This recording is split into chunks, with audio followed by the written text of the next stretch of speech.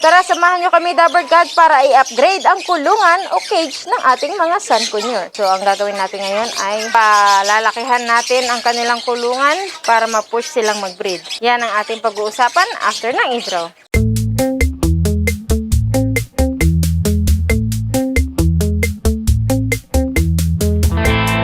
Ayan, hello Dabber Gods and welcome back for another video. Ngayon nga, ang gagawin natin ay palalakihan natin ang kulungan ng ating mga Sun Conure para ma-push sila na mag-breed kaagad.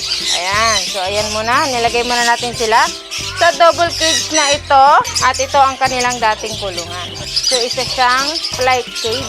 So ang ideal na breeding cage ng mga conures ay 6x8 pero dahil masikip ang ating munting ibunan at ito lang ang available, so makikita nyo, yan lang yung kanilang breeding cage or pinaglagyan namin dati. So titignan natin kung palalakihan natin sila ay kung mas mabilis silang magbe-breed. So ang gagawin natin, Dabber Gods, ngayon ay isasama o pagsasamahan natin, idudugtong natin itong isang flight cage na ito. Idudugtong natin siya dito sa another flight cage. So ang sukat nito, mga Dabber Gods, ng flight cage ay 2x2x4 ang haba. Ayan, so ang gagawin natin ay parang ginawa natin sa kulungan ng ating mga Jenday. Ito yung ating mga Jenday, gagawin natin ganyan. So dalawang pinagpatong na flight cage. Temporary lang kasi ito dahil nandito tayo sa makipot at masikip na munting ibunan. So gagawin muna natin ay ang kakayanin natin dahil ito lang ang available space natin dito. So improvise, pagdudugtungin natin itong dalawang flight cage na ito. So babaklasin natin muna ang taas. Bali ang gagawin natin, tatanggalin natin itong itaas ng cage na yan. So yung bubong nitong cage para maipatong natin ito. So bali tatanggalin din natin itong ilalim, yung low bottom part. Tapos ipapatong natin siya dito.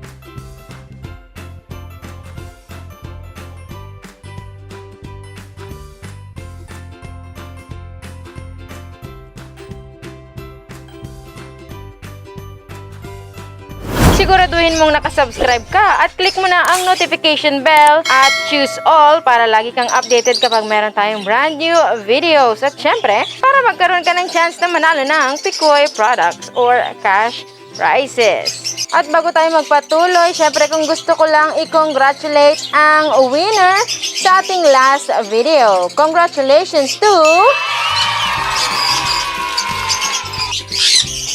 Wala ka nang ibang gagawin kundi hintayin mo na lang ang premyo mo dahil napadala na namin ang iyong premyo. Kung gusto mo ring manalo, ay syempre tumutok ka lang hanggang sa dulo ng video na ito at sagutin ang ating katanungan.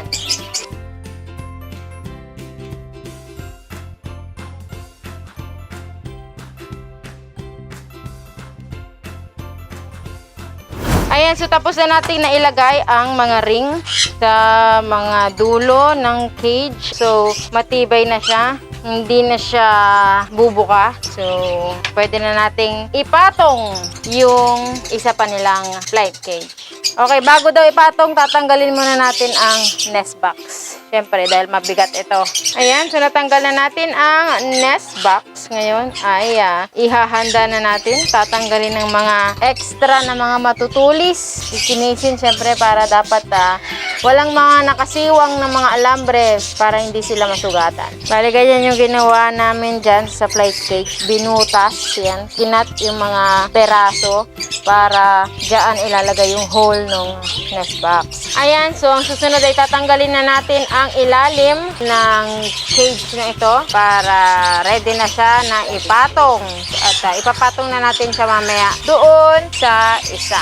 Collapsible yung type ng cage na to. So kung hindi mo na siya kailangan, pwede mo siyang i-fold. So kung gusto mo siyang dugtungan, ayan, pwede mo rin siyang dugtungan. So save you space.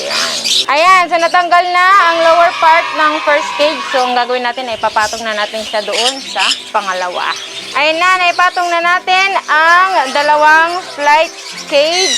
Magkapatong na sila. Ngayon, isusunod na natin ilagay ang nest box. A few minutes later. Ayan, nalagay na natin ang kanilang nest box. Ngayon ay ang kanilang mga pearls. Ayan, so ilalagay na natin sina Sunny and Sunshine sa kanilang bago at pinalaking kulungan. So titignan natin ang kanilang expression. Kung magugustuhan ba nila dito sa kanilang bagong mansyon. Ayan, we'll see. Magugustuhan kaya nila ang kanilang bagong mansyon. Ayan na. Ayan. Kaya ba, ang laki dito Malaki na ba? Yo, malaki-laki na ang kanilang nililiparan. Ayan, sina Sunny and Sunshine sa kanilang bagong at pinalaking kulungan. Ayan, so parang at home na kaagad sila Sunny and Sunshine sa kanilang bago at pinalaking kulungan. So pasok kaagad si Sunshine sa nest box. Oh, sumisilip muna siya. So, titingnan natin kung makapag-breed ba sila ng mas mabilis sa kanilang mas malaking kulungan. Okay, so tara na, dumako na tayo sa ating katanungan para manalo kayo ng Multibird. The complete multivitamins and minerals with amino acids for your birds. Ang tanong, ano ang nakasulat sa t-shirt ni Mr. Munting Ibunan? Ilagay mo na ang iyong sagot with your name, address, and the number para mapadala na namin ang iyong premyong Multibird.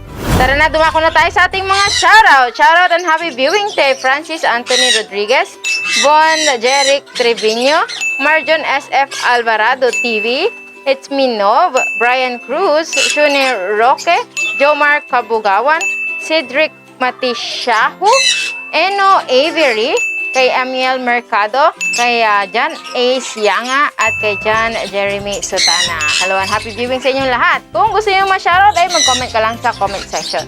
Maraming salamat again sa inyong panonood mga Dabird Gods. Tumutok lang kayo sa mga susunod pang video para manalo ng mga Picoy products and cash prizes. Thank you so much again.